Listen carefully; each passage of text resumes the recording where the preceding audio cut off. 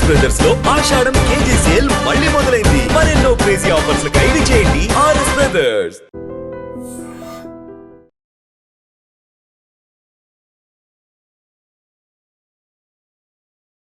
Welcome to crime diaries.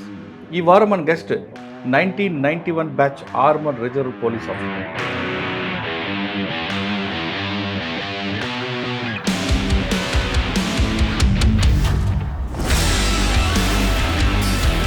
పేరు K Subrahmanyam గారు, non cadre SP, principal, PTC, Kalyan dam, Tirupati.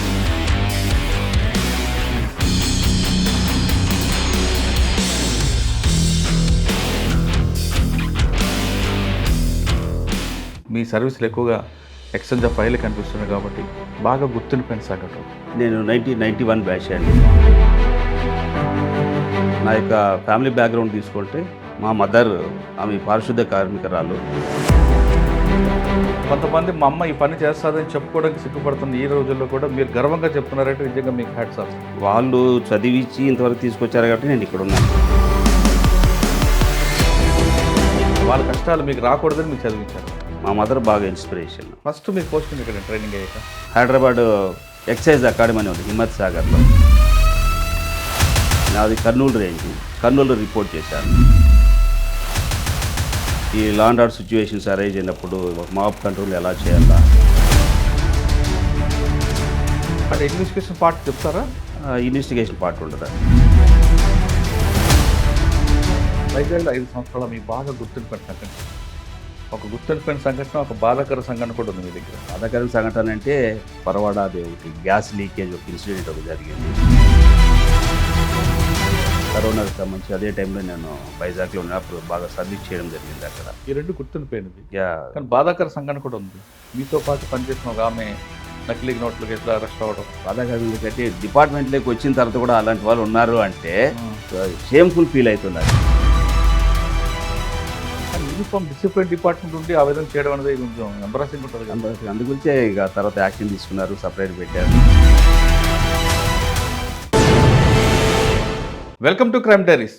ఈ వారం మన guest 1991 batch armour reserve police officer.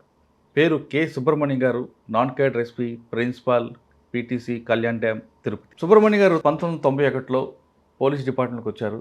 తర్వాత ఏఆర్లో పనిచేస్తూ ఇప్పుడు నాన్ క్యాడర్ ఎస్పీగా ఉన్నారు.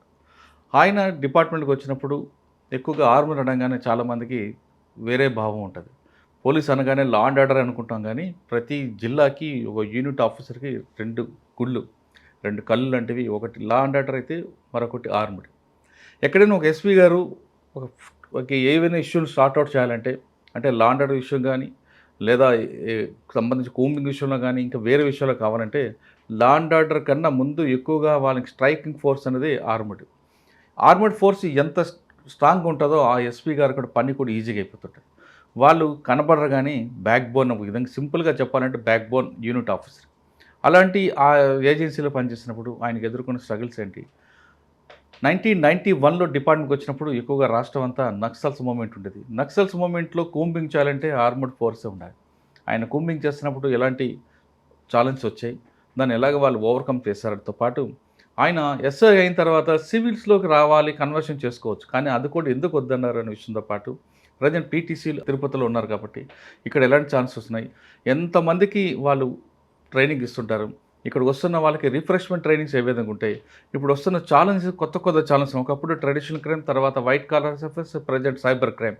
ఈ మూడిట్లో చేంజెస్ మారుతున్నాయి కాబట్టి క్రైమ్ ప్యాటర్న్ మారుతుంది కాబట్టి వస్తున్న వాళ్ళకి ఎలాంటి ట్రైనింగ్ ఇస్తున్నారు అంటే డిపార్ట్మెంట్లో వచ్చే వాళ్ళకి కాకుండా ఆల్రెడీ డిపార్ట్మెంట్ ఉన్న వాళ్ళకి కూడా ట్రైనింగ్ ఇస్తుంటారు కాబట్టి ఆ ట్రైనింగ్ ఏ తరహాలు ఇస్తున్నారు, ఎథిక్స్ గురించి ఏం చెప్తున్నారు విషయాన్ని సార్ అంటే తెలుసుకుందాం. సార్ నమస్తే అండి. నమస్కారం అండి. సాధారణంగా ఆర్మడ్ రిజర్వ్ పోలీస్ అంటే కొంతమందికి కంటికి కనబడదు, లా అండ్ ఆర్డర్గా అయితే బయటికి తెలుస్తుంది, ఆర్మడ్ కాబట్టి తెలియదని ఒక చిన్న వేరే భావన కనిపిస్తుంటుంది. చులకన అన్న పదం వాడిన కానీ చిన్న చూపులా కనిపిస్తుంటుంది.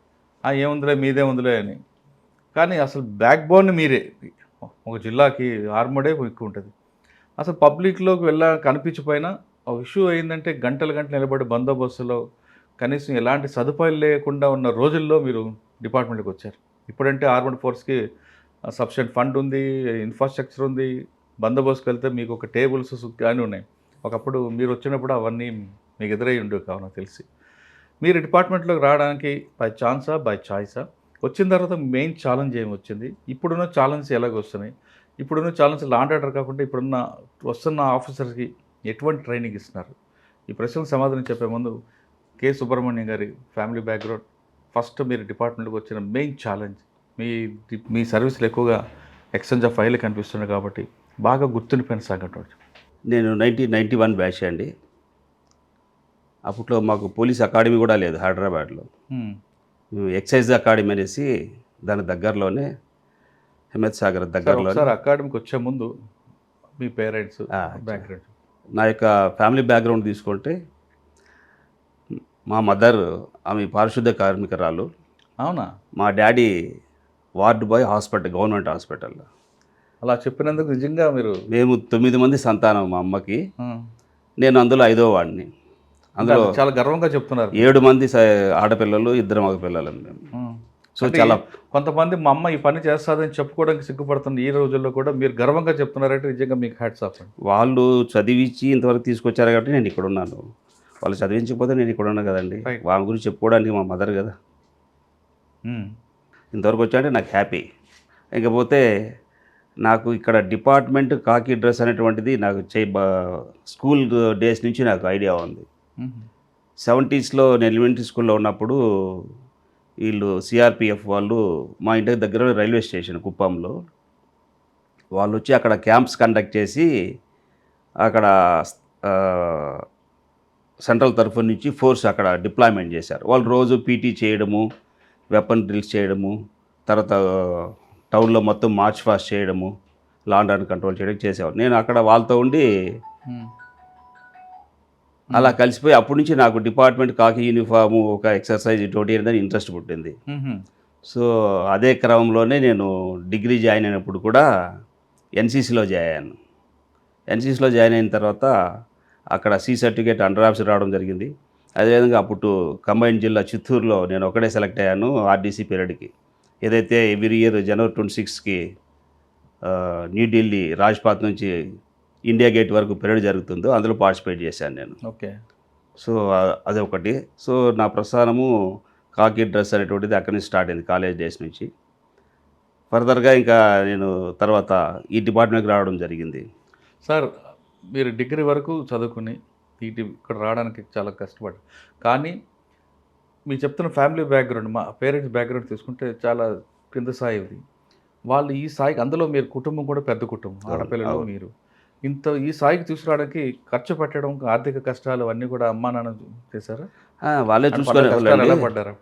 లేదు, వాళ్ళే చూసుకునేవాళ్ళు, అమ్మ నాన్న చూసుకునేవాళ్ళు. కాకపోతే ఏమిటంటే నేను డిగ్రీ వరకు గవర్నమెంట్ కాలేజేనండి. అప్పుడేం ఖర్చులు ఉన్నాయి, పెద్దగా ఖర్చు కూడా లేవు. కానీ అప్పట్లో మాకు చదివించడం అంటే కూడా ఇంతమందిలో కష్టమే కాబట్టి ఇంకా అప్పులు చేసుకోవడము, చదివించడము అలా. సో డిగ్రీ దాకా చదివించారు. నిజంగా మీ పేరెంట్స్కి నమస్కారం. ఎందుకంటే ఇంతమంది పిల్లల్లో చదివించడం మనకి ఎందుకులే, మనంత కాదు అని కొంతమంది భావిస్తూ వాళ్ళని కూడా పనిలో పెట్టేసే కాలం అది. కానీ వాళ్ళ కష్టాలు మీకు రాకూడదని మీకు చదివించారు వాళ్ళు. చాలా గ్రేట్. అది మీకు గ్రేట్ అదృష్టం. అది మా మదర్ బాగా ఇన్స్పిరేషన్. ఓకే. నన్ను డిఎస్పీ వరకు ఉన్నప్పుడు ఆమె చూసింది. సార్, తర్వాత ఈ డిపార్ట్మెంట్ రావాలి ఎందుకు అనుకున్నారు? అదే ఇంతకుముందు చెప్పాను కదండి. ఎన్సీసీ అయిన తర్వాత ఎన్సీసీ అంతా డిగ్రీ కంప్లీట్ అయిపోయింది నాది. తర్వాత నేను ఒకసారి ఎస్ఐసి కూడా రాశాను సివిల్ దీనికి. సో అది రాలేదు. ఫర్దర్గా సెకండ్ టైం మళ్ళీ అపేర్ అయినాను. దీనికి ఇది అవకాశం వచ్చింది, దీనికి అపేర్ అయినాను. నేను కొంచెం స్పోర్ట్స్లో ఎన్సీసీ యాక్టివ్గా ఉన్నాను కాబట్టి సో సెలక్షన్స్లో ఈజీగా సెలెక్ట్ అయిపోయాను. అంతకుముందు ఒకసారి అవకాశం ఉంది కాబట్టి ఆ నాలెడ్జ్తో పాటు ఆర్ఎస్సీగా సెలెక్ట్ అయ్యాను. అంటే సివిల్స్ రాలేదని బాధపడ్డారు ఏమన్నా? సివిల్ రాలేదని అప్పుడు ఏం ఆలోచించలేదండి. యూనిఫామ్ వేసుకోవాలా, జాబ్ చేయాలా, అంతే కాన్సెప్ట్. ఒకటి యూనిఫామ్ వేసుకొని జాబ్ చేయాలా. యూనిఫామ్లో చూడగానే మీ అమ్మగారు నాన్నగారే ఉన్నారు. వాళ్ళు చాలా హ్యాపీ అండి. నేను ఇక్కడ దాకా వచ్చి ఇంత చదువుకొని యూనిఫామ్ వేసాను ఇంతమంది ఫ్యామిలీలో, అందులో మా పూర్ ఫ్యామిలీ. అక్కడి నుంచి రావడం చాలా గర్వకారణం, చెప్పుకుంటుంది మా మదర్ అందరికీ. అచ్చా, అంటే పాసింగ్ అవుట్ పీరియడ్కి వచ్చారు అప్పుడు? రాలేదండి, పాసింగ్ అవుట్ పీరియడ్కి రాలేదు. తర్వాత యూనిఫామ్లో ఊరికి వెళ్ళి ఉంటారు మీరు? యూనిఫామ్లో వెళ్ళడము, చూసుకోవడం, వాళ్ళ సంతోషం. చాలా చాలా గర్వంగా ఫీల్ అయ్యారు ఆవిడ. Yes, right. సరే, ఫస్ట్ మీరు పోస్టింగ్ ఎక్కడ ట్రైనింగ్ అయ్యాక? నా ట్రైనింగ్ అయిన తర్వాత ట్రైనింగ్ ఎక్కడ ఇచ్చారు మీకు? ట్రైనింగ్ హైదరాబాద్ ఎక్సైజ్ అకాడమీ అని ఉంది హిమ్మత్ సాగర్లో. ఆ, అప్పట్లో ఈ అప్పా కూడా లేదు అప్పుడు. అవును. ప్రతి వారం మేము అప్పాకి శ్రమదానం చేసేవాళ్ళం వెళ్ళేసి అక్కడ ట్రైనీస్ మొత్తం కలిసి. సో అక్కడ ట్రైనింగ్ కంప్లీట్ చేసుకోవడం జరిగింది అక్కడ. సో ట్రైనింగ్ ఏంటంటే నాది కర్నూలు రేంజ్, కర్నూలు రిపోర్ట్ చేశాను. సార్, ట్రైనింగ్లో ఏం నేర్పేవారండి? లా అండ్ ఆర్డర్ ఎలాగా మీకు ఉంటుంది? ఫైరింగ్ ఫైరింగ్ ఇవేనా? వెపన్కి సంబంధించిన నాలెడ్జ్ పెంచుతుంది, ఇది ఉంటుంది. డైలీ పీటీ ఉంటుంది, ఎఫ్సి గురించి చెప్తారు. తర్వాత కొంతవరకు ఏది మనకు ఈ law and order situations arise అయినప్పుడు మాబ్ కంట్రోల్ ఎలా చేయాలా ఇటువంటివి దీని మీద ఎక్కువగా కాన్సన్ట్రేట్ చెప్తారు. లా కూడా చెప్తారు కానీ లిమిటెడ్, ఎంతవరకు అవసరమో అంతే చెప్తుంటారు. అంటే ఇన్వెస్టిగేషన్ పార్ట్ చెప్తారా? ఇన్వెస్టిగేషన్ పార్ట్ ఉండదండి. అంటే లా కొంతవరకు కొంతవరకు బేసిక్స్ ఏంటివి అచ్చా, వాటి గురించే నేర్పుతారు. రిమైనింగ్ ఎక్కువ దీని మీద కాన్సన్ట్రేట్ చేస్తారు. ఓకే. తర్వాత మీ కర్నూలు రేంజ్ ఇచ్చారు. కర్నూలులో రిపోర్ట్ చేశాము. నేను అక్కడ ఒక 1 వీకే చేయడం జరిగింది కర్నూలులో. సో 1 వీక్ చేసిన వెంటనే ఇమీడియట్గా నాకు హైదరాబాద్ ఐఎస్డబ్ల్యూకి పిలిపించారు. ఎందుకంటే అంటే అక్కడ విల్లింగ్ ఇచ్చాం మేము ట్రైనింగ్లో ఉన్నప్పుడే ఒక అశోక్ రెడ్డి ఎస్పీ గారని ఆయన వచ్చారు. ఆయన కోటు బూటు సూట్ వేసుకొని మంచి అందరినీ పిలిపించి నోట్లో సిగరెట్ పెట్టుకొని ఇట్లా పిలిచి, చూడు నేను విఐపి సెక్యూరిటీలో చేస్తున్నాను, మీరు సిటీలో ఉంటారు, మళ్ళీ జిల్లా ఎప్పుడన్నా చేస్తారు, మీరు సిటీలో ఉండి ఈ విధంగా ఈ ఏజ్లో ఉన్నారు, ఈ ఏజ్లో ఇటువంటి దాంట్లో చేస్తే మీకు మంచి పేరు వస్తుంది, గుర్తింపు వస్తుంది, మంచి ట్రైనింగ్ చేయొచ్చు, విల్లింగ్ ఉంటే ఇవ్వంటే నేమ్స్ ఇచ్చాము. తర్వాత అక్కడ పోయి మేము ట్రైనింగ్ కంప్లీట్ చేసుకుని రిపోర్ట్ చేసిన తర్వాత ఆటోమేటిక్గా ఎవరైతే విల్లింగ్ ఇచ్చారో అందరినీ ఇంటెలిజెన్స్ సెక్యూరిటీ హైదరాబాద్లో ఉంది, విఐపి సెక్యూరిటీ అది. అవును. సో దానికి రావడం జరిగిందండి. అంటే సిఎస్డబ్ల్యూ ఐఎస్డబ్ల్యూ? ఐఎస్డబ్ల్యూ. అచ్చా, ఖైరతాబాద్లో ఉంది. ఖైరతాబాద్లో అటర్నీ. ఫస్ట్ ఎస్పీ మీకు? ఫస్ట్ ఎస్పీ ఎవరు? అప్పుడు రత్నం అనేసి ఉన్నారు, ఆయన డిఐజీ గారు అప్పుడు. రత్నారెడ్డి గారా? రత్నం. ఏముండదు మీ డ్యూటీస్ ఏంటండి అక్కడ? అక్కడ డ్యూటీస్ అంటే విఐపిసి సెక్యూరిటీ, సిఎస్కి పిఎస్ఓలుగా వెళ్ళడము. అక్కడ 3 విభాగాలు ఉంటున్నాయి. డాగ్ స్క్వాడ్ ఒకటి ఉంటుంది, ట్రైనింగ్ సెంటర్ ఒకటి ఉంటుంది, ట్రైనింగ్ పార్ట్. తర్వాత వీళ్ళందరూ పిఎస్ఓస్గా వెళ్ళడం. అంటే చీఫ్ మినిస్టర్ దగ్గర నుంచి చీఫ్ మినిస్టర్ వరకు మొత్తం వాళ్ళు చూస్తారు. ఎంతకాలం పనిచేస్తారంటే? నేను టోటల్ 27 ఇయర్స్ హైదరాబాద్లో చేస్తే 21 ఇయర్స్ ఐఎస్డబ్ల్యూనే చేశాను. 21 ఇయర్స్ అంటే 3 చేశారా? డాగ్ స్క్వాడ్ అని కూడా? అందులో నేను డాగ్ స్క్వాడ్ చేశాను, ట్రైనింగ్ చేశాను, కొంతమంది సీఎంఎల్ దగ్గర సెక్యూరిటీ ఆఫీసర్గా చేశాను. అంటే వేరియస్ ర్యాంక్స్లో ఆర్ఎస్ఐగా చేశాను, ఆర్ఐగా చేశాను, డిఎస్పీగా చేశాను, ఓఎస్డీగా కూడా అక్కడే చేశాను. అవునా? ఎవరెవరు చేశారండి? ఎంతమంది సీఎంలు చూస్తుంటారు? చాలామంది చూశానండి. నేను విజయభాస్కర్ రెడ్డి దగ్గర నుంచి చేసుకుంటూ వచ్చాను. భవన వెంకటరెడ్డి గారు, విజయభాస్కర్ రెడ్డి, మన ఎన్ జనార్దన్ రెడ్డి గారు, ఎన్ తర్వాత మనకు నందమూరి తారక రామారావు గారు, చంద్రబాబు నాయుడు గారు, రాజశేఖర రెడ్డి గారు, అంతవరకు. తర్వాత రాజశేఖర రెడ్డి గారు మరణం తర్వాత చేయలేదా? లేదు, నేను ఇటు వచ్చేసానండి. ఆ ప్రమోషన్ వచ్చి మళ్ళీ గ్రే హౌండ్స్కి వచ్చి మధ్యలో కొంతకాలం ఒక 6 ఇయర్స్ గ్రే హౌండ్స్కి వెళ్ళాను నేను. సార్, సాధారణంగా సీఎం సెక్యూరిటీ అంటే ఎలా ఉంటాయండి? యాక్షన్స్, డ్యూటీస్ ఏంటి ఉంటాయి? సీఎం సెక్యూరిటీ అంటే మనకు ఒక టీం ఉంటుంది. ఆ టీం వాళ్ళు ఏం చేస్తారంటే షిఫ్ట్స్ ప్రకారం డ్యూటీస్ ఉంటాయి. ఫర్ ఎగ్జాంపుల్ అనుకోండి, మినిస్టర్ అంటే ఒక 2, వాళ్ళ స్కేల్ని బట్టి ఒక 2 ఉంటారు సెక్యూరిటీ. ఎంతమంది ఉంటారండి టోటల్గా? సీఎంకి అనేసరికి ఒక సిఎస్ఓ ఉంటారు, సెక్యూరిటీ ఆఫీసర్ ఒకరు ఉంటారు, తర్వాత టీం అనేటువంటిది ఒక 4 ఉంటారు టీము. ఈ మొత్తం టీము రౌండ్ ద క్లాక్ ఉంటుంది వాళ్ళ షిఫ్ట్స్ ప్రకారం. సో లేయర్స్ ఎన్ని ఉంటాయండి? మేము ఐసోలేషన్ చేస్తుంటాం. ఐసోలేషన్ టీమ్స్లో మేము ఉంటాం. ఏదైతే పర్సనల్ సెక్యూరిటీ ఉంటుందో ఐసోలేషన్ మేము ఉంటాము. తర్వాత అవుటర్ కార్డన్, ఇన్నర్ కార్డన్ ఉంటుంది, తర్వాత అవుటర్ కార్డన్ ఉంటుంది. ఈ 3 లేయర్స్లో మళ్ళీ inner cordon and outer cordon local police, arm police చేస్తుంది. ఏదైతే మేము క్లోజ్ సిపిటి అంటారు, క్లోజ్ ప్రాక్సిమేట్ టీమ్ అనేసి, అందులో మేము ఉంటాం. సార్, ఆర్ఓపి కూడా మీదే ఉంటుందా? రోడ్ ఓపెనింగ్ పార్టీ కూడా? అది జిల్లా వాళ్ళు చూస్తుంటారు. ఎక్కడైతే విజిట్ చేస్తారో, ఫర్ ఎగ్జాంపుల్ సిటీలో ఉంటే సిటీ వాళ్ళు చూసుకుంటారు, జిల్లా పోతే జిల్లా చూస్తారు, వాళ్ళు చూస్తుంటారు. మీకు సిఎస్ఓ గారికి రోజు షెడ్యూల్ ఎవరు ఇస్తారండి? సీఎం గారిది? సీఎం గారు మన సెక్రటరీ పిఏ ఉంటారు, పిఎస్ గారు ఉంటారు, వాళ్ళు షెడ్యూల్ ఇస్తారు. ఆ షెడ్యూల్ ప్రకారం ప్రోగ్రామ్ మాకు బ్రీఫ్ చేస్తారు సిఎస్ఓ గారు. ఈ ప్రోగ్రామ్స్ ఇవి ఇలా కవర్ చేయాలి. మిగతా ఎవరితో కోఆర్డినేట్ చేసుకొని సార్ అంతా అవి చూస్తుంటారు. సో ఏరియాని బట్టి మేము కవర్ చేసుకుంటాం. ఒక టీం ఉంది అనుకోండి సీఎం గారిది, ఇంట్లో మాట్లాడినప్పుడు ఏ విధంగా ఉండాలి? ఎవరు గెస్ట్లు విజిటర్స్ వస్తే అదేవిధంగా కొంచెం టెన్షన్ ఏరియాకి అయితే ఎలాగ ప్రికాషన్ తీసుకోవాలి, హైపర్ టెన్షన్కి వెళ్ళినప్పుడు ఎలాంటి ప్రికాషన్ ఇవ్వకుండా బ్రీఫ్ చేస్తారా? చెప్తారండి. ఆ ఏరియా దీన్ని బట్టి చెప్తుంటారు. ఇంట్లో జనరల్గా అపాయింట్మెంట్ హోల్డర్సే వస్తుంటారు కాబట్టి లిస్ట్ ముందుగా ఇస్తుంటారు, వాళ్ళని అలో చేస్తుంటాం. అదర్ దెన్ మామూలుగా ఎమ్మెల్యేస్ మినిస్టర్స్ వాళ్ళు వస్తుంటారు, వాళ్ళని అలో చేస్తారు. ఒకవేళ అవుట్ సైడ్ వెళ్ళారనుకో, జిల్లా పర్యటనకి వెళ్తుంటారు, జిల్లా క్రౌడ్ బట్టి మారుస్తుంటారా, ఎలాగుంటుందండి? క్రౌడ్ బట్టి మార్చడం ఉండదు, కానీ లోకల్ పోలీస్ అసిస్టెన్స్ తీసుకుంటాం, ఎక్స్ట్రా టీమ్స్ కూడా వస్తాయి.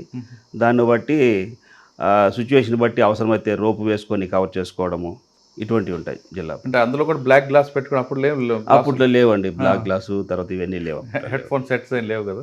అంటే మరి ఇంత క్రౌడ్ని ఎలాగ మీరు మారుస్తుంటారండి? అబ్జర్వేషన్ ఏం జరగకుండా వివిని తీసుకురావడం అంటే మాకు ఏదైతే టీం ఉంటుందో టీము మధ్యలో ఈయన చూస్తుంటారు, సిఎస్ఓ గారు ఇన్స్ట్రక్షన్ ఇస్తుంటారు, ఇక్కడ కవర్ చేయి అక్కడ కవర్ చేయని. అంటే మాకు నడుస్తుంటుందా టీం ఏదైతే ఉంటుందో ఐ టు ఐ కాంటాక్ట్ ఉంటారు అందరికీ, 1 by 1, left right front rear అన్నీ ఉంటాయి.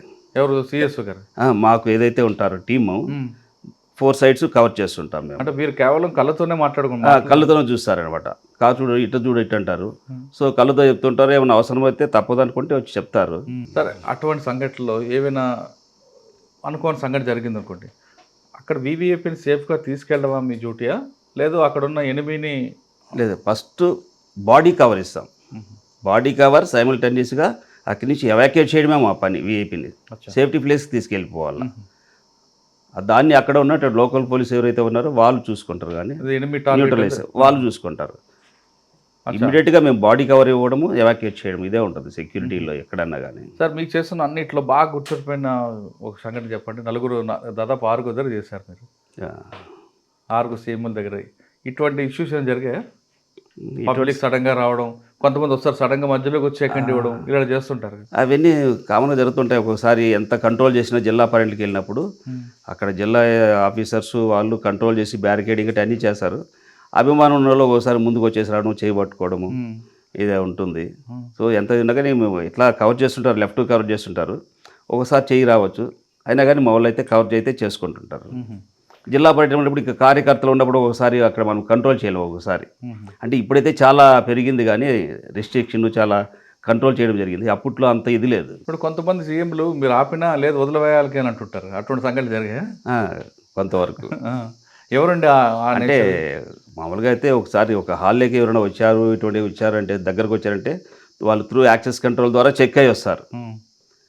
కాకపోతే అంతకుముందు మనకు ఫాస్ట్ పెద్ద ఇన్సిడెంట్లు మన ఏరియాలో అన్ని చోట్ల ఉంటాయి, మన ఏరియాలో లేవు కాబట్టి అంత ఇన్సిడెంట్ వాళ్ళు ఏజ్ చెక్ అయ్యి వస్తుంటారు కాబట్టి, సో తెలిసిన వాళ్ళు పేరు పెట్టి పిలిస్తే సార్ చెప్తే ఇంకా అలో చేస్తారు. కానీ మీరు సార్ ఈ ఏరియా మంచిది కాదు అని చెప్పే సంగతి కూడా ఉన్నాయా?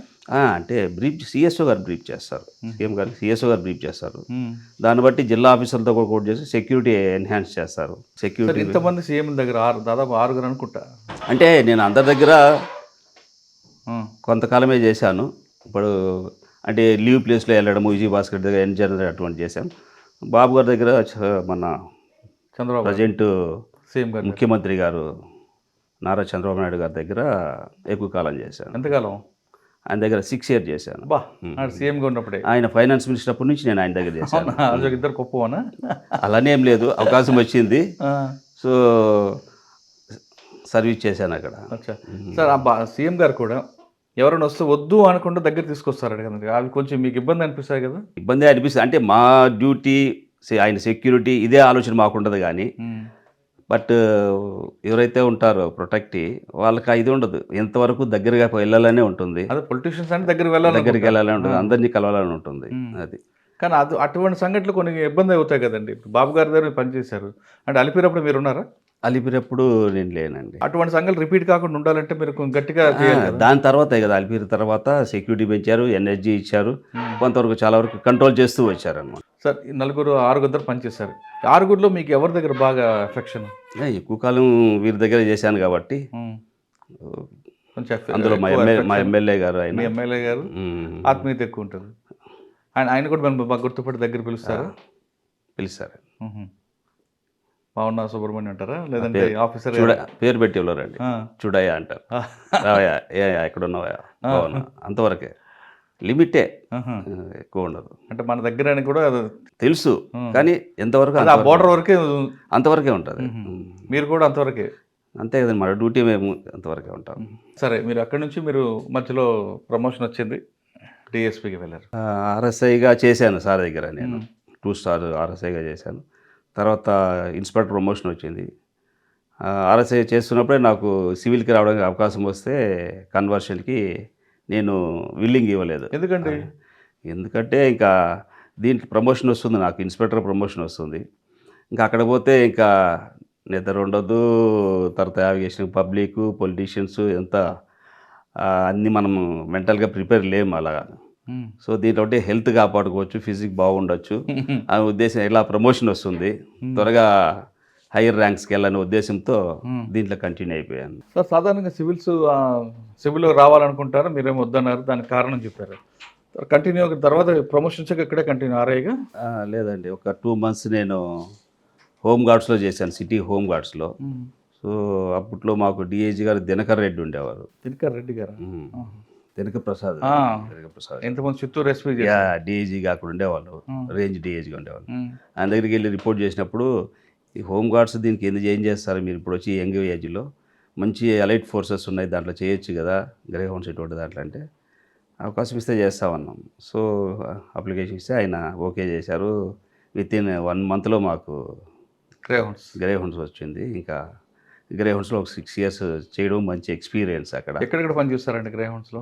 తెలంగాణ, ఆంధ్ర? 6 years నేను Hyderabad in the means state మొత్తం, కంబైన్డ్ స్టేట్ కదండి అప్పుడు.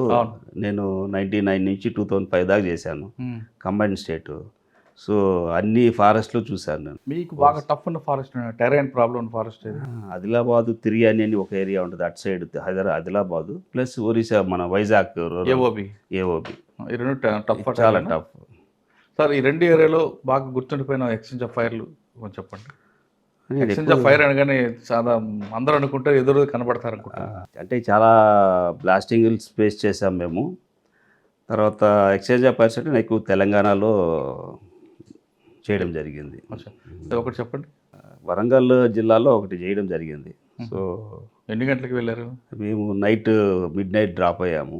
మిడ్ నైట్ డ్రాప్ అయ్యి అక్కడి నుంచి ఏదో ఇన్ఫర్మేషన్ వచ్చింది, ఆ ఇన్ఫర్మేషన్ మేము క్యాచ్ చేసుకొని పోవడం జరిగింది. సో నైట్ అంతా వాక్ చేసి అర్లీ మార్నింగ్ 3:30, 4 o'clock ఒక ఏరియాకి వెళ్ళాము. మేబీ ఇక్కడ కొంచెం ఇల్లెక్స్ ఉన్నాయి కాబట్టి షెల్టర్ తీసుకునే అవకాశం ఉంటుంది ఈ ఏరియాలో. ఇక్కడ అర్లీ మార్నింగ్ చూసుకొని ఫర్దర్గా మూవ్ అయ్యేదాన్ని ప్లానింగ్లో ఉన్నాము. సో కొంచెం లైటింగ్ వచ్చిన వెంటనే మేము ఎక్కడైతే హాల్ట్ చేసామో వాటర్ ఉంది, ప్లస్ అక్కడ మధ్యాహ్నం ఏదో తిన్నటువంటి ఆనవాళ్ళన్నీ ఉన్నాయి. దాన్ని బట్టి ఒక 2 పంపించాము రక్కీకి, హిల్లక్స్ చూసుకురమ్మని.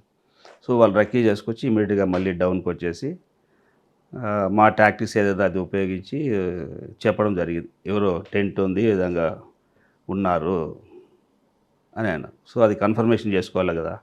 సో ఇంకా టీమ్స్ అన్నీ డివైడ్ చేసుకుని అడ్వాన్స్ అయ్యి పోతే ఇంకా అక్కడ కన్ఫర్మ్ అయింది మాకు. సో మమ్మల్ని చూసిన వెంటనే ఎవడు అనడము, మా వాళ్ళు ఏదైతే మా ప్లాన్ ఉందో దాని ప్రకారం చేయడము, యాక్షన్ చేయడము. సార్, సాధారణంగా మీరు కోపింగ్లో ఎక్స్చేంజ్ ఆఫ్ ఫైర్కి వెళ్ళినప్పుడు కట్ ఆఫ్ ఎక్కడ పెట్టుకుంటారండి? కట్ ఆఫ్ ఎస్కేప్ రూట్స్ ఏదైతే ఉంటాయో, మేము ఏదైతే అసాల్ట్ పార్టీ ఉంటుందో అసాల్ట్ పార్టీ పక్క రావడానికి కుదరదు. రిమైనింగ్ బ్యాక్ సైడ్ ఉంటుంది, బ్యాక్ సైడ్ కూడా వీళ్ళకి ఈజీయెస్ట్ రూట్, ఎస్కేపింగ్ రూట్స్ ఏదంటే దాంట్లో అక్కడ కట్ ఆఫ్స్ పెట్టుకుంటాం. అక్కడ కట్ ఆఫ్ పెట్టి అక్కడ కూడా అంబుష్ చేస్తారా? కట్ ఆఫ్ వాళ్ళు అలా ఉంటారు, సప్రెస్ అయి ఉంటారు. అక్కడ ఏదైతే ఎస్కేప్ వెళ్ళిపోతుంటారో వాళ్ళని కట్ ఆఫ్ వాళ్ళు చూసుకుంటారు. ఇప్పుడు మీరు చేసిన చాలా ఎక్స్చేంజ్ ఆఫ్ ఫైర్లు ఉంటాయి, మీరు రివీల్ చేయలేకపోతున్నారు అర్థమవుతుంది. కానీ వాళ్ళు ఫస్ట్ ఫైర్ ఓపెన్ చేసేది ఉంటుందా, లేదు మీరు ఫైర్ ఓపెన్ చేస్తారా? అంటే మొదట మేము చూస్తే మేమే ఫైర్ చేస్తాము. ఇన్ కేసు వాళ్ళు చూశారనుకోండి, వాళ్ళు ఫైర్ చేసి వెళ్ళిపోతుంటారు. కానీ వాళ్ళని అరెస్ట్ చేయడం, పట్టుకోవడం ఉండదు. మీది అరెస్ట్ చేయడానికి అవకాశం ఉండదు మాకు, వాళ్ళు లొంగిపోరు కదా. వాళ్ళు ఎంతవరకు మమ్మల్ని చూసిన వెంటనే ఫైర్ చేసి వెళ్ళిపోవడమే ఉంటుంది. ఇంకా మేము రిజల్ట్స్ కావాలి కాబట్టి ఇంకా మా వాళ్ళు వెంటనే చేంజ్ చేస్తుంటారు వాళ్ళు. సార్, ఇప్పుడు ఎండాకాలం వెళ్ళారు అనుకోండి, మీరు మీ బూట్ శబ్దం కూడా వాళ్ళకి వినిపిస్తుంది. ఆకులు, ఎండు అట్టు ఆకులు ఉంటాయి, శబ్దం వినిపిస్తుంది. అదే మీకు ఏ సీజన్ అయితే కంఫర్ట్ అండి? పలానా సీజన్ అని కంఫర్టబుల్ ఏమి ఉండదు. చలికాలము దానికి తట్టుకోవాలి, వర్షాకాలము దేనికి దగ్గర సమ్మర్ వాటర్ ఉండదు. మంచి వింటర్ సీజన్ అయితే కొద్దిగా బాగానే ఉంటుంది కొంతవరకు. మీకు బాగా గుర్తుండిపోయిన ఒక ఆపరేషన్ చెప్పండి. అంటే అదే ఆదిలాబాద్ ఏరియాలో ఆ తిర్యాని ఏరియాలోనే తిరియాని. అక్కడ లోకల్ ఇన్స్పెక్టర్ని తీసుకొని లోకల్ వాళ్ళు వస్తారు అక్కడ మాతో పాటు, అంటే ఏరియా ఎట్లా ఏంటని. సో మాది ఎప్పుడు డ్రాపింగ్ నైట్లో ఉంటుంది. ఒక విలేజ్ అవుట్స్కట్స్లో వర్షం పడుతూ ఉంది. విలేజ్ అవుట్స్కట్స్లో దిగాము. అక్కడి నుంచి హిల్ ఏరియాకి వెళ్ళాలి కాబట్టి నడుచుకుంటూ వెళ్ళాము. అంతా నల్ల మట్టి బురద నేళ్ళు, తడిచిపోయాము. ఒక పక్క షూస్ అన్నీ బురద. సో ఇంకా అలాగే వెళ్ళిపోయాము. అప్పటికే మిడ్ నైట్ అయిపోయింది. సో వర్షం పడుతూనే ఉంది. ఒక కొండ ఎడ్జి డౌన్లో ఇంకా అక్కడ నైట్ హాల్ట్ తీసుకున్నాము. బడ్డీ పేరు ఉంటుంది, ఇద్దరిద్దరు ఉంటారు. ప్రతి ఒక్కరికి ప్లాస్టిక్ షీట్ ఉంటుంది. కింద ప్లాస్టిక్ షీట్ వేసుకున్నాము ఇద్దరం కలిసి, పైన ప్లాస్టిక్ షీట్ కప్పుకొని. సిఐ వచ్చాడు, మాతో వచ్చాడు కాబట్టి ఆయనకి లేదు, ఏం తెచ్చుకోవాలి, ఆయన చిన్న బ్యాగ్ ఏదో తెచ్చుకుంటారు. ఆయనకి ఒకటి ఇచ్చేసి మా వాళ్ళది ఒకటి, మా వాళ్ళు యాడ్ చేశారు. సో కింద షీట్ వేసి పండుకున్నాం, పైన షీట్ కప్పుకున్నాం. సో అంతవరకు నైట్ అంతా నడిచాము, బాగా టైర్డ్ అయిపోయాము. ఆ బురదలో పొలాల్లో నడవడము, క్రాస్ కంట్రీ, బురదంతా హెవీ అతుక్కోవడం అన్నీ కలిసి అదే డ్రెస్లో అలాగే హవర్ శాఖలోనే అలా పండుకున్నాము. ఉదయం 5:30 వరకు కూడా లేయలేదు, బాగా నిద్రపోయాం. పైన వర్షము, కింద నీళ్లు పోతున్నాయి. అంటే కొండ బయట వాళ్ళు రాళ్ళ మీద షీట్ వేసుకున్నాం, షీట్ కింద నీళ్లు పోతున్నాయి, పైన వర్షం పడుతుంది. సో నిద్రపోయాం బాగా. ఏదైతే మాకు అతవాడు సిఐ వచ్చాడో ఉదయం లేచి, సార్ మీకు దండం పెడతా, నమస్కారం సార్. ఏంటంటే, ఏంది సార్ పైన వర్షం కింద వర్షం నీళ్ళు పోతున్నాయి, ఏం నిద్రపోతారు సార్ మీరు, రాత్రి అంతా ఇట్లనే కూర్చున్నా సార్ నేను అన్నాడు. ఇంకా అది గ్రే హౌన్స్ ఫోర్స్ అంటే అది అలా ఉంటుంది. ఇంకా చలికాలం అంటారా, అదే అక్కడ నాకు ఎక్స్పీరియన్స్ అంతా ఎక్కువ. అంటే వరంగల్ సైడ్, వరంగల్లో ఒకటి, ఇది ఆదిలాబాద్ నేను చెప్పింది, వరంగల్ ఒకటి ఉంది. మంచుకాలం జనవరి సీజన్లో అక్కడ డే అంతా మూమెంట్ చేసి మళ్ళీ నైట్కి ఒక చోట ఎల్ఈపి కొంచెం తప్పని పరిస్థితిలో మేము కొంచెం హైట్ ప్లేస్లోనే తీసుకుంటుంటారు. కొన్ని సందర్భాల్లో సిచ్యువేషన్ బట్టి 2-in-1 అంబుష్ ఉంటుంది, ప్లస్ విలేజ్కి తగ్గ అంబుష్ ఉంటుంది. సేఫ్టీ పర్వాలేదు అనుకున్నట్టుగా కూడా ఫైనల్ చేసుకుని అక్కడ పడుకోవడం జరిగితే ఎప్పుడు పండుకున్నా కానీ వెపన్ పైనే ఉంటుంది, ఇలా పైన పెట్టుకొని నిద్రపోతుంటాము. సో మాకు ప్లాస్టిక్ షీట్లు ప్రతిసారి కొత్త ఉండదు కదా, పాతవే కంటిన్యూ రంధ్రాలు పడి ఉంటాయి. సో చలి ఒక పక్క హెవీగా, మంచు ఫారెస్ట్లో, ఆ ప్లాస్టిక్ షీట్ కప్పుకున్నప్పుడు ఒక పక్క జంగిల్ ప్యాంట్ ఉంటుంది, తిక్కుగానే ఉంటుంది. ఆ ప్లాస్టిక్ రంధ్రాల్లో నుంచి మంచు పడి ఇక్కడ పడుతుందండి, ప్యాంట్ మీద పడినప్పుడు అది సూదులతో గుచ్చడం కన్నా ఇంకే ఎక్కువ ఉంటుంది. ఆ పెయిన్ అటువంటిది నిద్రే ఉండదు ఇంకా. అది ఎంత తిరిగి ఉన్నా కాసేపు వచ్చి అక్కడి వాటర్ చూసి అక్కడ డ్రాప్ అవుతుంది. అంత అది చాలా ఎక్స్పీరియన్స్ అనమాట. అది అనుభవిస్తేనే తెలుస్తుంది కానీ చెప్తే తెలియదు. ఎక్స్చేంజ్ ఆఫ్ ఫైర్లో పెద్ద టార్గెట్లు ఏమైనా పడ్డాయా మీకు అప్పుడు? పడ్డాయండి. అంటే రివీల్ చేయకూడదేమో జిల్లాలో. సార్ ఇప్పుడు అది అయిపోయింది, తర్వాత డిఎస్పీ ప్రమోషన్. తర్వాత నేను ఒక 6 years అక్కడ సర్వీస్ చేసి మళ్ళీ ప్రమోషన్ వచ్చిన వెంటనే మళ్ళీ ఇటు వచ్చేసాను. మళ్ళీ ఐఎస్డబ్ల్యూకి వచ్చాను. ఐఎస్డబ్ల్యూకి వచ్చిన తర్వాత డిఎస్పీగా, తర్వాత ట్రైనింగ్స్ కొంతకాలం చేశాను. తర్వాత కెనైన్ ట్రైనింగ్ సెంటర్ ఉండేది మనకు మొయినాబాద్లో, అవును, ఐఎస్డబ్ల్యూకి సంబంధించి. ఏదైతే విఐపి సెక్యూరిటీలో డాగ్స్ వాడుతుంటారో ఆ కెనైన్ ట్రైనింగ్ సెంటర్గా కూడా ఇన్ఛార్జ్గా ఉన్నాను ఒక 4 years. మీ మధ్యలో మీరు విశాఖపట్నం కూడా చేస్తున్నారు కదా? అడిషనల్ డీసీపీగా నేను విశాఖపట్నం చేశాను. సో డిఎస్పీగా అక్కడ మళ్ళీ చేశాను. అక్కడ ఐఎస్డబ్ల్యూలో డిఎస్పీగా చేశాను. డిఎస్పీగా చేస్తూ కొంతకాలము ప్రాక్సిమేట్ ఇది అడ్వాన్స్ దీని గురించి డిఎస్పీగా సీఎం ప్రోగ్రామ్స్ అటెండ్, అంటే ఆఫీస్లో ఉంటూ ముందుగా వచ్చి ప్రోగ్రామ్స్ అన్నీ ప్లాన్ చేసుకొని ఇవన్నీ ఉంటుంది. సో ఆ విధంగా వచ్చి డిఎస్పీ కొంతకాలం చేశాను. కొంతకాలము కెనైన్ ట్రైనింగ్ సెంటర్ ఇన్ఛార్జిగా ఉన్నాను. సో అక్కడ ఒక 4 years చేశాను నేను. సో నేనున్న పీరియడ్లో ఒక 4 batches కెనైన్స్కి ట్రైనింగ్ ఇచ్చాను. సార్ మీరు ఫస్ట్ ఆర్ఎస్ఏగా ఐఎస్డబ్ల్యూ, ఓకే, తర్వాత మా ప్రమోషన్ వచ్చాక ఐఎస్డబ్ల్యూ వచ్చారు. ఐఎస్డబ్ల్యూ వింగ్ అప్పటికి ఇప్పటికి చేంజెస్ వచ్చాయి టెక్నాలజీ పరంగా కానీ? చాలా చేంజెస్ అండి. ఏదైతే టెక్నికల్ ఎక్విప్మెంట్స్ ఉందో బీడీడీఎస్ సంబంధించింది చాలా మంచి మంచి ఎక్విప్మెంట్స్ వచ్చాయి. అప్పుడు ఓన్లీ ఐఎస్డబ్ల్యూనే ఉండేది. అందులో సీఎం సెక్యూరిటీకి సంబంధించి కూడా ఐఎస్డబ్ల్యూ ఇంటెలిజెన్స్ సెక్యూరిటీ వింగ్ అనేవాళ్ళు. ఇప్పుడు సీఎం సెక్యూరిటీ ఎస్హెచ్జి అని సపరేట్ చేశారు. సో అందులో మంచి బాగా ఇంట్రెస్ట్ ఉన్న మంచి క్యాండిడేట్స్ని సెలెక్ట్ చేసి పెట్టున్నారు. మినిస్టర్స్ సెక్యూరిటీ ఇటువంటివన్నీ ఫారెన్ డిగ్రీస్ వీళ్ళు సెక్యూరిటీ ఐఎస్డబ్ల్యూ చూస్తున్నారు. అప్పుడు చాలా చేంజెస్ వచ్చాయండి. మీరు డిఎస్పీకి వచ్చేప్పుడు ఎవరండి అప్పుడు? ఐజీ డిఐజీ ఎవరు ఉండేవారు అప్పుడు? సందీప్ శాండిల్లా ఉన్నారు. ఓకే, అక్కడే మీరు కేనైన్ ట్రైనింగ్ సెంటర్ ఇన్ఛార్జిగా ఉన్నాను. సార్ అందులో ఉన్న డాగ్స్ గురించి చెప్పండి. డాగ్స్కి ట్రైనింగ్ ఇవ్వడం మోస్ట్ ఇంపార్టెంట్, ప్రతి డాగ్ కూడా మంచిదే. డాగ్స్ని క్యాడర్గా ఎలాగ మీరు బైఫికేషన్ చేస్తారు? దాంట్లో కూడా ఎస్ఐ సిఐ ఉంటాయట కదా. దానికి అలా ఉండదు అంటే దాని సర్వీస్ని బట్టి దాని స్కిల్స్ని బట్టి దాని యొక్క ఎఫెక్టివ్ని బట్టి దానికి ఎక్కువ ఏ బ్రీడ్ తీసుకుంటారండి? మేము ల్యాబ్ ఎక్కువ తీసుకుంటాము. ల్యాబ్ అంటే ఒబిడియంట్గా ఉంటుంది, పని బాగా చేస్తుంది. ల్యాబులు తీసుకుంటాము. తర్వాత జర్మన్ షెపర్డ్, ఇవి రెండు స్టార్టింగ్. షెపర్డ్ ఒబిడియంట్ ఉంటుంది కదా, ఫెరోషియస్గా ఉంటుంది. దానికన్నా ఫెరోషియస్గా ఉండేటివి ఉన్నాయి అందులో కూడా. జర్మన్ షెపర్డ్ అంటే నథింగ్ బట్ అలిసియేషన్ అంటారు అది. ఓకే, చూడ్డానికి అలా ఉంటుంది. బట్ ఈ ట్రైనింగ్ పీరియడ్లో ఇప్పుడు మీరు చూస్తుంటారు, పెద్ద పెద్ద ఏనుగులైనా కానీ మా వాటికి అన్నట్టుగా ట్రైనింగ్ పీరియడ్లో వాళ్ళ హ్యాండ్లర్స్కి మోల్డ్ అయిపోతాయి. ఫెరోషి అంటే ఇప్పుడు ఉన్నాయి, ఇది మనకేంటి మెల్నాయిస్, బెల్జియం మెల్నాయిస్ అని కొత్తగా ఇంట్రొడ్యూస్ చేశారు. నేనున్నప్పుడే ఇంట్రొడ్యూస్ చేసాము అవి. వాటిని అదేవిధంగా మనకు ఆక్టోపస్ వాళ్ళకి బెల్జియం మెల్నాయిస్, గ్రేహౌండ్స్ వాళ్ళు కూడా చాలా ఫెరోషియస్. అంటే ఉన్న వాటిల్లో మనకు ఉన్నటువంటిది బెల్జియం మెల్నాయిస్ చాలా ఫెరోషియస్. అంటే హ్యాండ్లర్ రేపటి ఎవడ మాట ఉందా? హ్యాండ్లర్ కూడా ఒక్కొక్కసారి వినదు, అంత ఫెరోషియస్ అది. ఇప్పుడు బ్లాక్ హ్యాట్ కమాండర్స్ కూడా వాడేది కూడా ఎక్కువ బెల్జియం మెల్నాయిసే వాడుతుంటారు. ఎందుకు అంత వాటిని పెంచుకోవడం? అది మనకు మన బ్రీడ్స్ ఇవి తెలిసిపోతుంది. లాబ్రడాగ్, బెల్జియం మెల్నాయిస్, రిట్రీవర్, గోల్డెన్ రిట్రీవర్ అని తెలిసిపోతుంది బ్రీడ్స్. వేరే మెల్నాయిస్ అనేసి మన వేట కుక్కలు ఉంటాయి చూడండి, అలా ఉంటాయి దాని స్ట్రక్చర్. ఇది ఫుల్ ఫ్లెక్సిబిలిటీ. వాటికి వీటికి ఏం డిఫరెన్స్ అండి? ఇన్వెస్టిగేషన్లో కానీ లేదంటే ఫోర్స్లో అంటే ఇచ్చే ట్రైనింగ్ని బట్టి ఉంటుంది. కానీ మామూలుగా షార్ప్నెస్ ఎక్కువ వాడివి. ఏవి? మిల్నాయిస్ ఏది కానీ యాక్టివ్గా ఉంటుంది. అటాకింగ్ వీటికి వాడతారు ఎక్కువగా. సార్ మీరు కన్నా డాగ్స్ ట్రైనింగ్ ఇచ్చే టైంలో మీకు నచ్చిన డాగ్ ఏంటి? అవి బ్రేక్ చేసిన కేసులు ఏమున్నాయి? చేసేసరికి ఇక్కడ నుంచి మేము ట్రైనింగ్ ఇచ్చిపోయిన తర్వాత జిల్లాల్లో వాటి పర్ఫార్మెన్స్ ఉంటుంది. జిల్లా నుంచి అన్ని జిల్లాల నుంచి మేము ట్రైనింగ్ ఇస్తుంటాం. ఒక జిల్లా రిక్వైర్మెంట్ ఉంటుంది, 2-3 డాగ్స్. అన్ని జిల్లాలకి ట్రైనింగ్స్ ఒక 40-45 ట్రైనింగ్ ఇస్తుంటాం. సో ఉన్న వాటిల్లో ద బెస్ట్ డాగ్ ఏదైతే ఉంటుందో ఆ బెస్ట్ డాగ్కి అక్కడ హ్యాండ్లర్కి బహుమతి ఇవ్వడము, మెమోంటో ఇవ్వడము, దాంట్లో కేటగిరీ అక్కడ వాళ్ళు డిసైడ్ చేస్తారు. సో హ్యాండ్లర్ని బట్టే ఉంటుంది, ఇంట్రెస్ట్ని బట్టి దాన్ని మోల్డ్ చేసుకుంటాడు. జిల్లాలకు వెళ్ళిన తర్వాత చాలా కేసెస్ ఆ విధంగా ఎక్స్ప్లోజివ్స్ పట్టుకోవడము, తర్వాత ఈ గాంజా పట్టుకోవడము చాలా. ఇప్పుడు మీకు నచ్చిన డాగ్ ఉందండి అక్కడ? చాలా ఉన్నాయి. అటాచ్మెంట్ అయిపోయి ఉంటారు కదా. ఎందుకంటే మేము ట్రైనింగ్ ఇచ్చి పంపడం వరకే ఉంటుంది. అఫెక్షన్ ఏంటంటే హ్యాండ్లర్కి ఉంటుంది. మేము ట్రైనింగ్ అన్ని డాగ్స్ను చూస్తుంటాం ఎట్ ఏ టైం.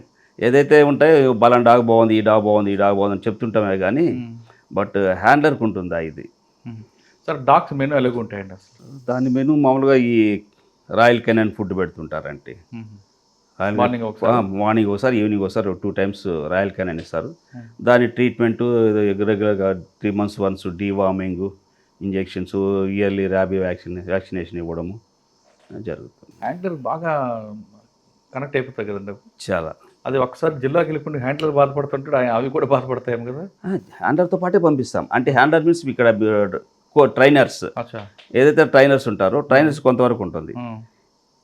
డాగ్తో పాటు హ్యాండ్లర్ వస్తాడు. వితౌట్ హ్యాండ్లర్ మనం ఇవ్వలేము. వాళ్ళతో కంబైన్డ్గానే ఉంటుంది ట్రైనింగ్ వాళ్ళకి. డాగ్ ఏ ఏజ్లో వస్తుంది మన దగ్గరికి? ఒక 2 months 3 months పప్పీస్ తీసుకుంటాం. ఆ ఏజ్ నుంచి ట్రైనింగ్ ఇవ్వడం జరుగుతుంది. ఎంతవరకు ఇస్తారు? 9 months ట్రైనింగ్ వరకు. 9 monthsలో పర్ఫెక్ట్ అయిపోతుంది. పర్ఫెక్ట్ అవుతాయి. అది సెల్యూట్ అన్నీ కూడా చేస్తాయి కదా సార్? అన్నీ చేస్తాయి. అంటే మనం ఇచ్చేదాన్ని బట్టి ఇప్పుడు ఒక డాగ్ అంటే ల్యాబ్ అనుకోండి, దానికి ఎక్స్ప్లోజివ్ స్నీఫింగ్ ఇస్తే ఎక్స్ప్లోజివ్ స్నీఫింగ్లో పనిచేస్తుంది. గార్డింగ్లు ఇస్తే గార్డింగ్ చేస్తుంది. Ganja detection ganja, crime detection అంటే ట్రాకర్గా పనిచేస్తుంది. డిఫరెంట్ కేటగిరీస్ ఉన్నాయి. ఆ కేటగిరీస్లో సెలెక్ట్ చేస్తాం. జనరల్గా ఈ ట్రాకర్స్ దీంట్లో, క్రైమ్ డిటెక్షన్ దీంట్లో ఈ గోల్డెన్ రిట్రీవర్, తర్వాత డాబర్ మ్యాన్లు ఇస్తాం ఎక్కువగా. ఎందుకంటే అది కొంచెం యాక్టివ్గా ఉంటాయి, రన్ చేయదు, ఎక్కువసేపు నడవగలతాయి. ఈ ల్యాబ్రడార్ కొంచెం ఒబిసి అయిపోతుంటాయి కాబట్టి దాన్ని ప్రిఫర్ చేయం. సార్ ఆ ట్రైనింగ్లోనే ఒక్కోసారి కొంతమంది క్రిమినల్స్ డాగ్స్ పట్టకుండా కారం జల్లేయడం, దాని అటెన్షన్ డైవర్ట్ చేయడం చేస్తుంటారు.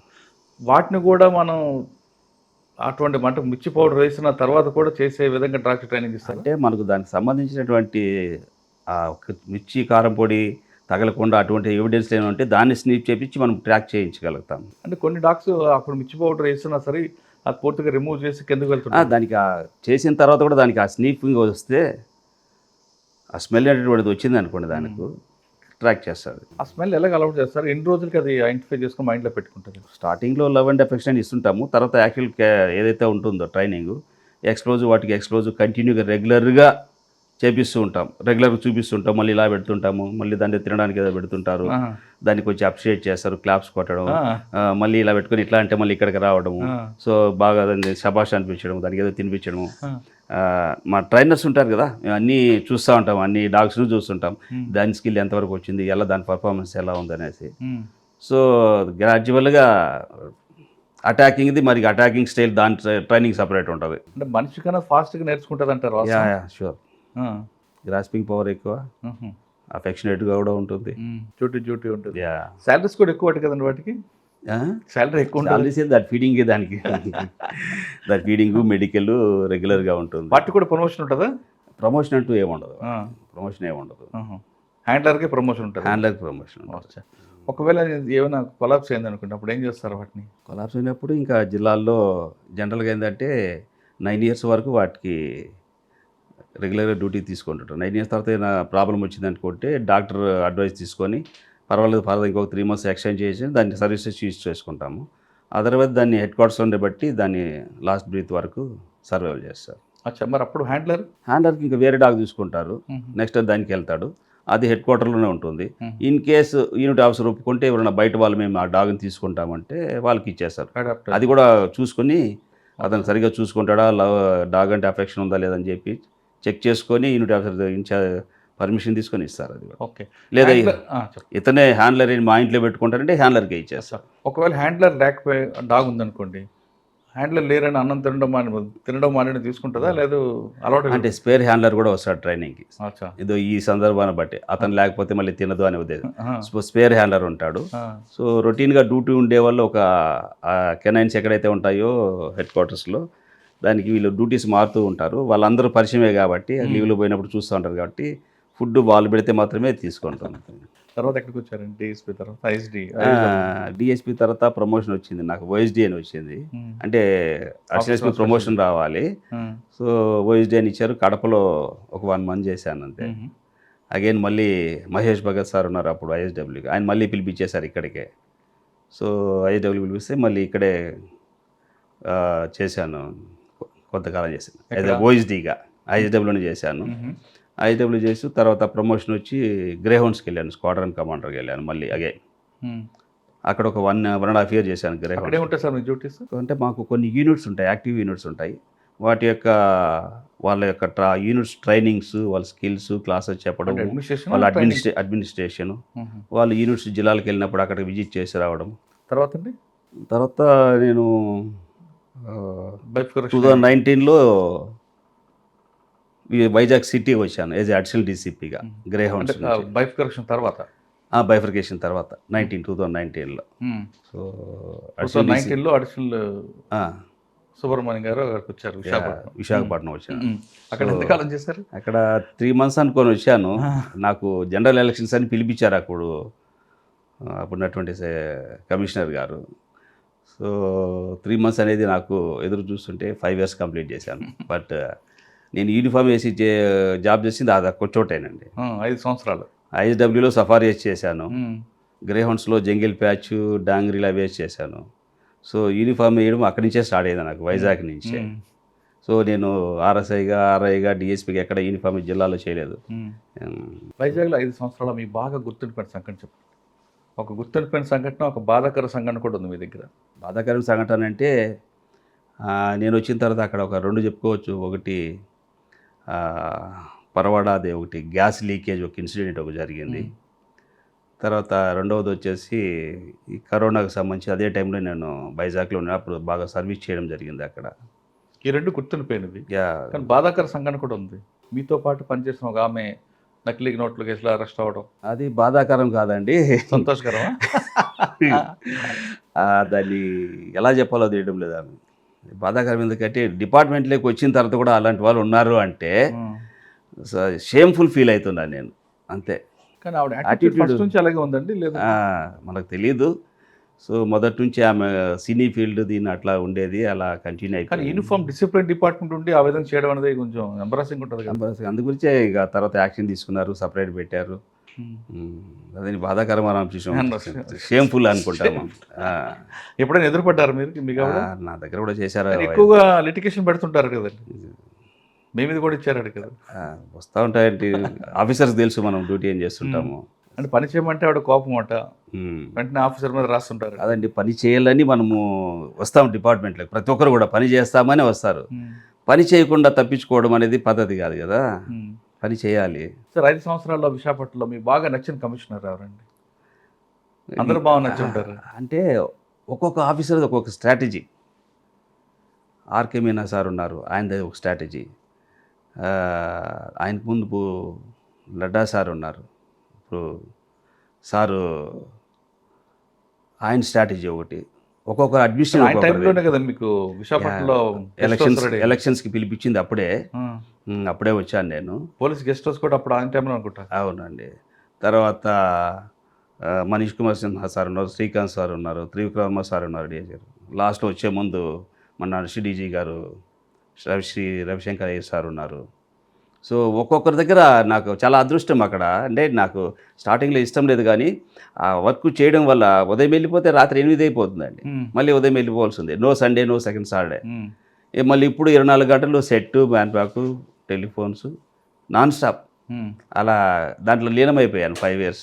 సో నేను అనుకున్నాను ఎక్కడ యూనిఫామ్ చేయలేదు కదా, సో మొత్తం ఒకసారి పీల్ చేశారు ఇక్కడ.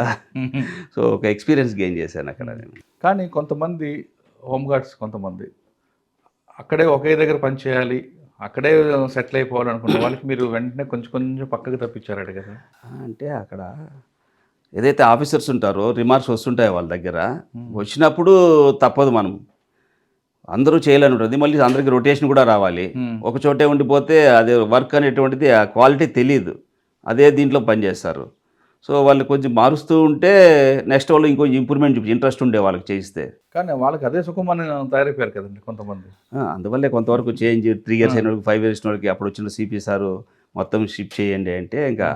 But at the same time ఆ స్కిల్ ఉండే వాళ్ళు కూడా దొరకాలి మనకు షిఫ్ట్ చేయాలంటే, అది కూడా ఆల్టర్నేట్ కూడా చూసుకోవాలి. ఓకే, విశాఖపట్నం తర్వాత నాకు ఇంకా ప్రమోషన్ వచ్చింది 2024లో.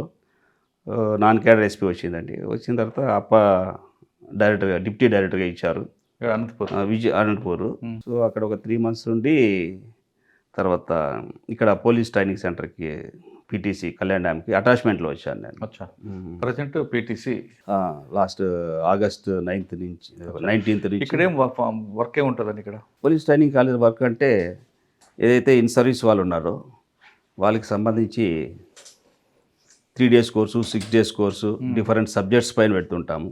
ఇప్పుడైతే వచ్చినటువంటి సీనియర్ ఆఫీసర్స్, మన డీజీ గారు కొన్నిటి మీద కొంచెం ఇంట్రెస్ట్ పెట్టి వాటి మీద ఎక్కువ ట్రైనింగ్ చేయమంటున్నారు.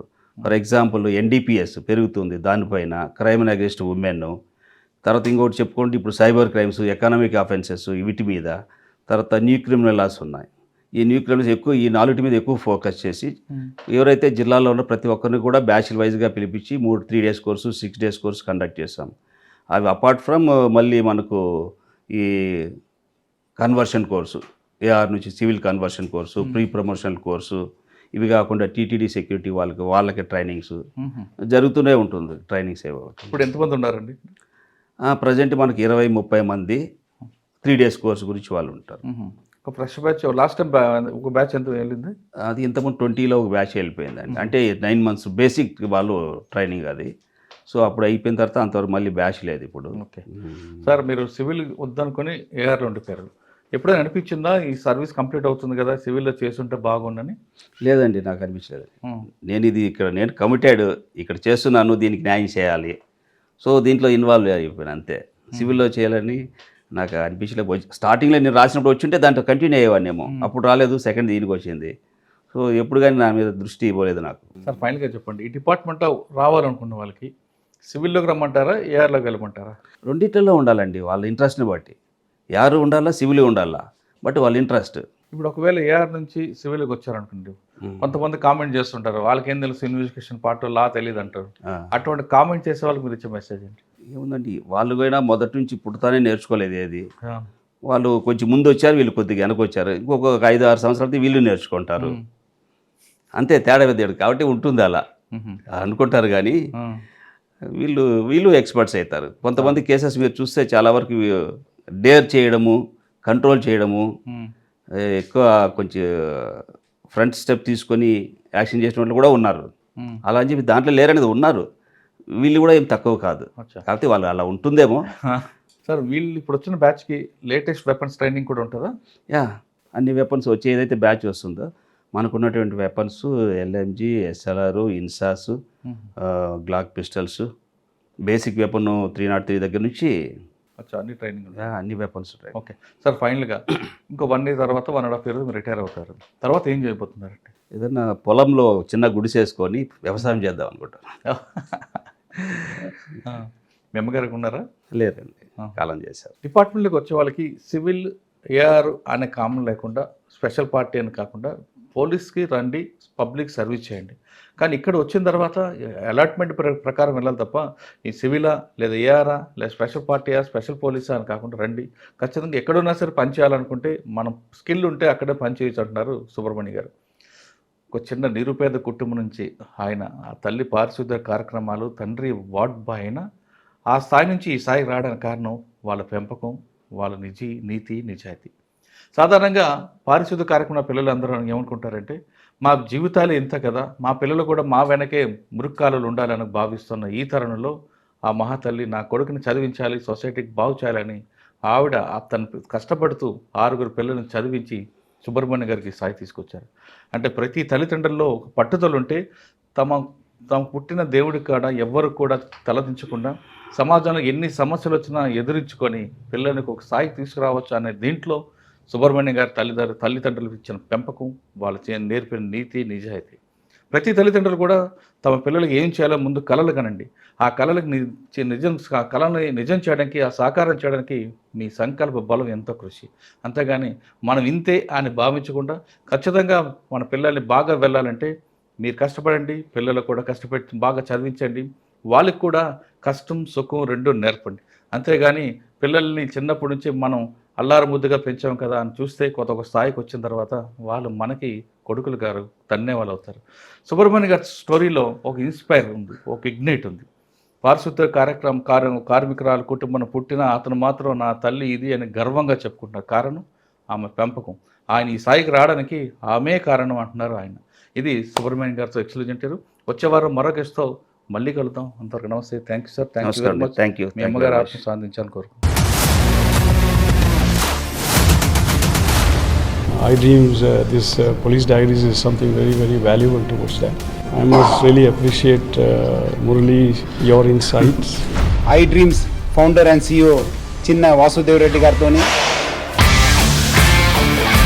Muralidhar crime stories చాలా ఫేమస్ అయిపోయినావు.